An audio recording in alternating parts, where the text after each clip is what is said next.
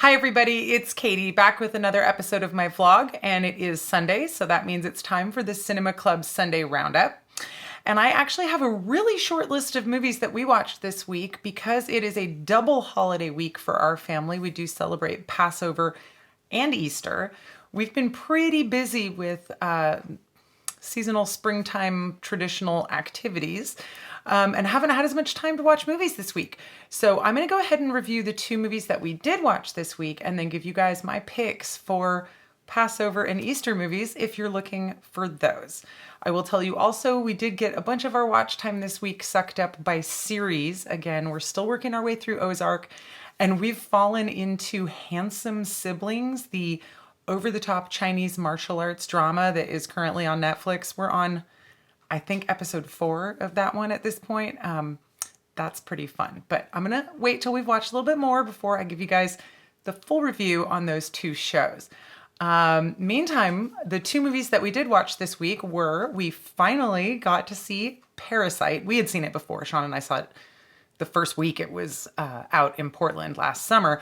But the kids have been asking to see Parasite ever since we saw it and told them how much we loved it and told them that the whole entire world loves it and told them that it won every Academy Award and just is, the movie of last year. So Parasite is finally available to stream on Hulu. And we watched it this week. And of course, the kids loved it. They thought it was amazing, just like everybody else does. I don't want to say too much about it. If you don't know anything about this movie and you haven't seen it, see it. I went in completely blind. The only thing I knew about it was that it was by Bong Joon-ho and that it was called Parasite, and I knew a couple of the principal actors. I knew nothing about the plot. I actually even stayed away from what the poster looked like before I saw it for the first time. So I went in like really cold, which was pretty amazing. If you have already seen it, watch it again. Oh boy, second viewing was, I don't want to say more amazing than the first because of course you don't have that, oh wow, discovery of watching the entire story unfold. But of course, the second time you go through and watch the movie, you catch a bunch of things in the first part of the movie that are leading to something else that happens later in the movie that of course you didn't catch the first time. Again, I don't want to say too much about this because I really, really want you guys to go in as cold as possible and see this movie. But I paid so much attention to the Scholar's Rock this time. It really, really stood out as almost its own character in the movie, which it didn't so much the first time I watched it. And my other big impression on the second watch through is the movie moves much faster if you've already seen it. Like the first time we watched it, it really felt like it had this slow unfold on the way the story was being told. But the second watch through, because I already knew what was going to happen, it felt like it was going incredibly quickly through the narrative. So that was kind of cool. And both times I was just so impressed with the writing, the acting, the storytelling. The cinematography is unbelievable. The use of color is amazing. The scene where the flood is happening and they're running through the town, down, down, down, down, down, down, back to their house. It's just so amazing. Again, I don't want to say too much more. And I know it's a weird way to review a movie, but like, everybody knows this is like the most incredible movie that came out last year. Go into it without any knowledge of what it's about. Don't read a bunch of analysis of it before you watch it. Just let it do its job of telling you its story, right? Awesome. Loved it. I'm excited to watch it a third time. I need to let it marinate for a little while, but definitely going to be going back and watching that one again pretty soon. So the other movie that we watched this week was Lock, Stock, and Two Smoking Barrels. Of course, we showed the kids Snatch last week, which they loved, and we decided to follow it up by going backwards in time to the previous movie, also directed by Guy Ritchie, also starring a bunch of the same principal actors, very much in the same vein. It's kind of interesting to watch them in reverse order because Snatch is much more polished than Lock, Stock is. But that's not that Lock, Stock, and Two Smoking Barrels is bad. But you definitely are seeing, an artist's first work, and then they come through a couple of years later and get to do not exactly the same thing, but something very similar. And it's cool to watch it be that much more polished. Lock, Stock, and Two Smoking Barrels is super fun. It's about a group of friends who are, kind of inept criminals who get themselves in over their heads with some real criminals and then have to go through a series of escapades, getting out of one by the skin of their teeth into another, and things just seem to keep getting more and more convoluted and worse. There's a pair of antique shotguns that are in the story almost as characters in the story as well. It's really fun. It's fast paced. It is a little bit dated. It's from 1998, and some of the camera work and some of the soundtrack choices are like very late 90s in a way that, again, even though Snatch is like 2 years later and is very similar, it doesn't feel quite as dated as Lock, Stock, and Two Smoking Barrels does. The other thing I absolutely adore about this movie forever is the ending. I'm not going to say how it ends, but if you've seen it, you know how awesome the ending is. If you haven't seen it, recommend it. If you like fast-paced, gangster or heist type of movies, if you've seen other things by Guy Ritchie and have never seen Lock, Stock, and Two Smoking Barrels, check it out. It's an awesome movie, totally fun.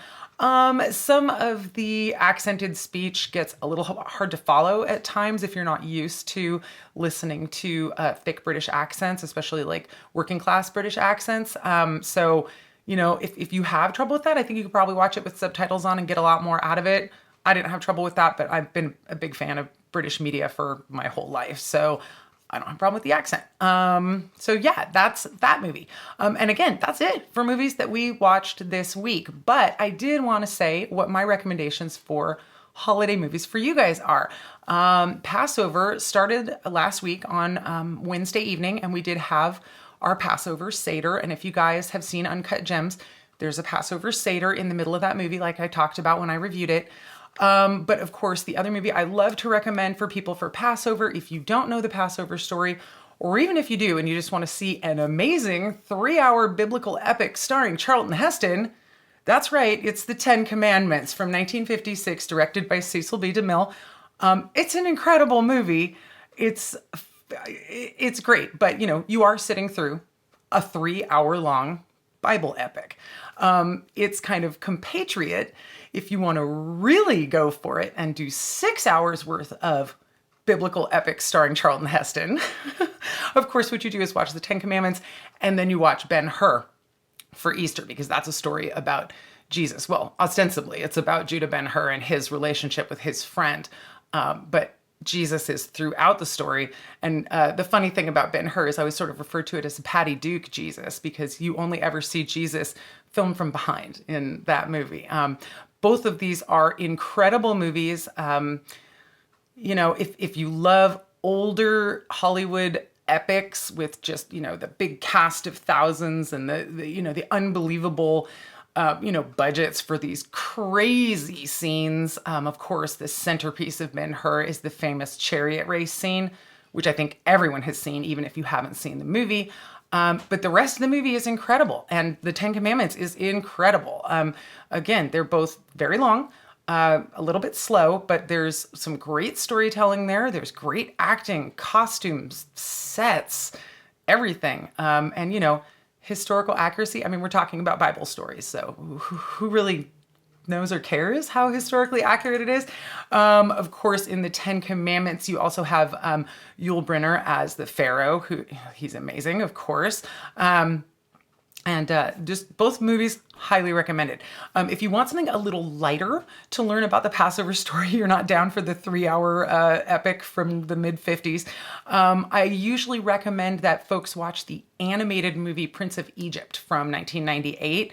It was a DreamWorks movie that came out that does a pretty good rendition of the Passover story, and it's got, it's the DreamWorks answer to the Disney animated feature style, so it's a musical, and it's told in a certain way visually, and in terms of the way the narrative unfolds.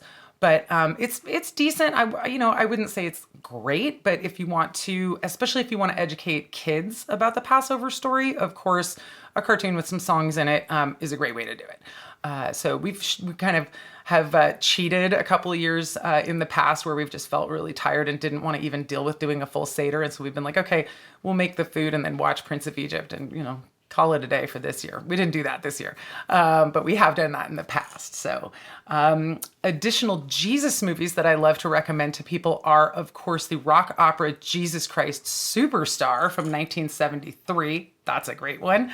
And not quite about Jesus, but sort of Monty Python's Life of Brian from 1979. Those are all both great Jesus-y movies that you could make a pretty hilarious double feature out of if you wanted to.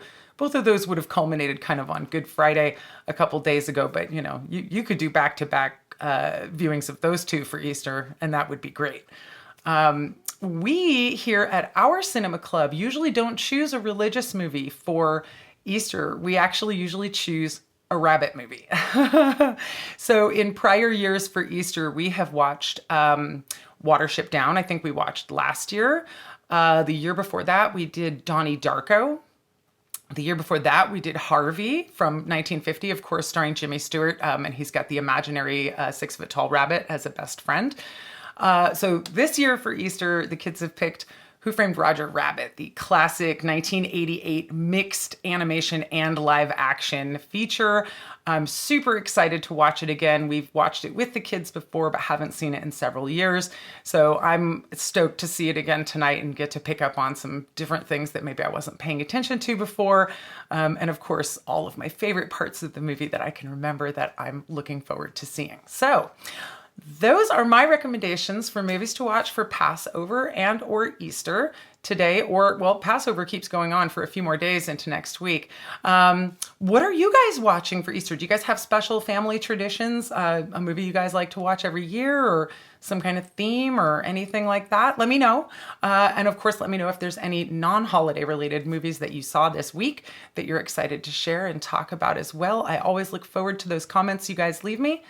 And I enjoy talking about movies with you. So let's keep up that discussion. All right, that's it for now. I'm gonna go. I'll be back in a couple days with another episode of my vlog. Until then, you guys take care and have a great day.